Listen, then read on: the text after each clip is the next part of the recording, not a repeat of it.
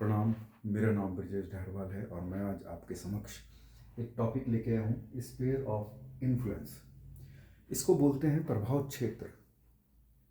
19th century में जैसे Russia, England, France, Germany ने चाइना को कैप्चर करके उसको प्रभाव क्षेत्रों में बांटा था और अच्छे से उस पर काम करके उसको लूट लिया एक तरीके से। आज चाइना भी सेम वही टेंडेंसी के साथ काम कर रहा है।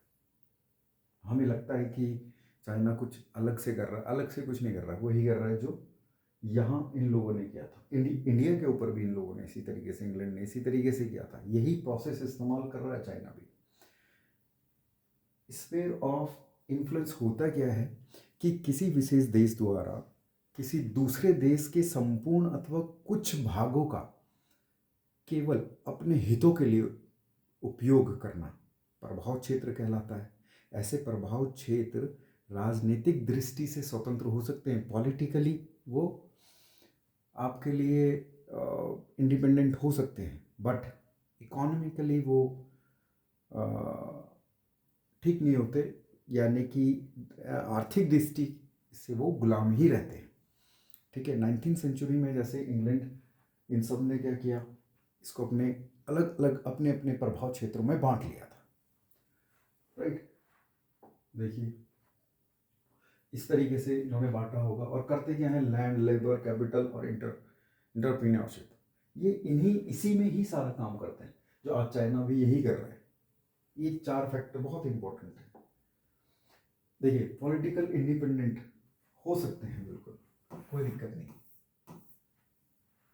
स्वतंत्रता रहती है पॉलिटिकली, और इकोनॉमिकली नहीं होता, गुलाम बना देते हैं, सब सर्विएंट हो जाते हैं, है ना। ये बहुत ही इम्पोर्टेंट कंसेप्ट है। जैसे आज चाइना क्या कर रहा है, अपने इंटरेस्ट के लिए, ओन इंटरेस्ट के लिए क्या कर रहा है, तिब्बत उसने उठा लिया, श्रीलंका उसने उठा दिया, पाकिस्तान उसने लोन दे दे के उसको डेटर बना दिया बुरी तरीके से, जैसे श्रीलंका को बना दिया। अफ्रीका के बहुत सारे क्षेत्र, बहुत सारे उसकी कंट्रीज़ जो हैं, उनको बिल्कुल गुलाम की स्थिति में चाइना इस टाइम ला चुका है। कैसे, हाउ इज इट पॉसिबल, ये कैसे हो सकता है इस तरीके से। और चाइना पूरे समाज में, पूरे पूरे वर्ल्ड में क्या कहता है कि चाइना के लोग क्या कह रहे हैं, इन सभी कंट्रियों के लिए क्या कह रहे हैं कि हमने तो कभी शासन करना ही नहीं चाहा, लेकिन जब उन पर हमने काम किया तो उनकी बड़ी सेवा की हमने, अपरिमित सेवाएं की हैं। अंग्रेज़ों ने भी यही किया, जैसे अंग्रेज़ों ने इंडिया के ऊपर किया था, इन्होंने ये भी ऐसे ही कर रहे हैं। अंग्रेज़ों ने भी तो यही किया था इंडिया के ऊपर, सेम चाइना भी यही कर रहा है।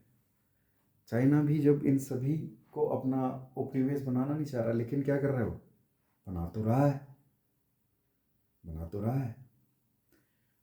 और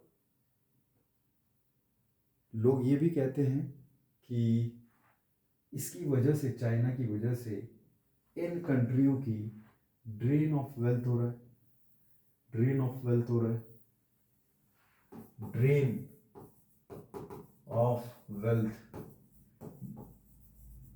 ड्रेन ऑफ वेल्थ हो रहा है। ड्रेन ऑफ वेल्थ नहीं हो रहा है, चाइना कह रहा है, क्योंकि हम क्या कर रहे हैं, हम उनको रोड दे रहे हैं, हम उनको रेलवे दे रहे हैं, हम उनको पोर्ट दे रहे हैं, तो उनके लिए काम कर रहे हैं, तो कैसे वहाँ से ड्रेन ऑफ वेल्थ हो सकता है, पॉसिबिलिटीज़ ही नहीं है। तो ये बहुत इंपॉर्टेंट है। इसकी एक नई पॉलिसी है चाइना की, डेटा ट्रैप डिप्लोमेसी। आपको पता है अफ्रीका में केन्या, जाम्बिया और इथोपिया बहुत बुरी स्थिति में आ गए हैं इस टाइम। इन कंट्रियों के अंदर इन्होंने, इस चाइना ने अपनी अपनी कंपनियां सेटल की हैं। सेटल करने के बाद जो मटेरियल बन के आएगा, फिनिश गुड, प्रॉफिट किसको होगा, चाइना को होगा। डायरेक्ट चाइना को प्रॉफिट है।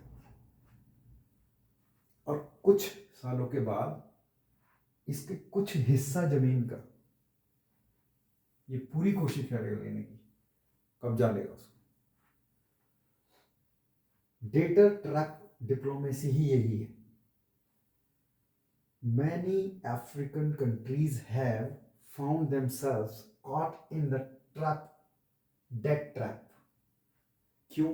क्योंकि आज उनको लग रहा है कि हो गया, बुरी स्थिति आने वाली है।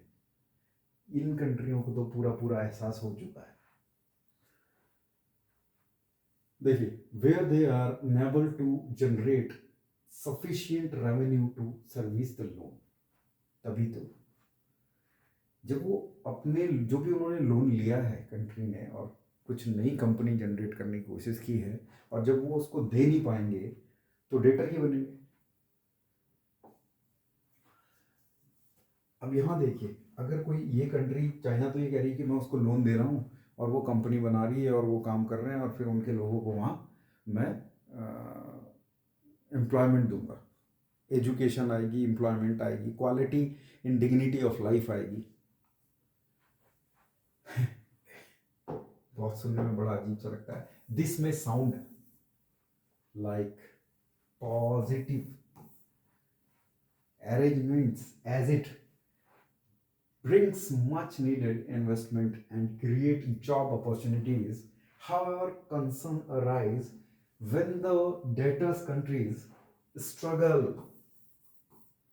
to repay these loans, leading to potential loss of sovereignty and control over key assets. That is the point. That is the point. एक समय ऐसा आएगा जब ये कुछ नहीं दे पाएंगे, बदहाल स्थिति में हो जाएंगी कंट्रियां।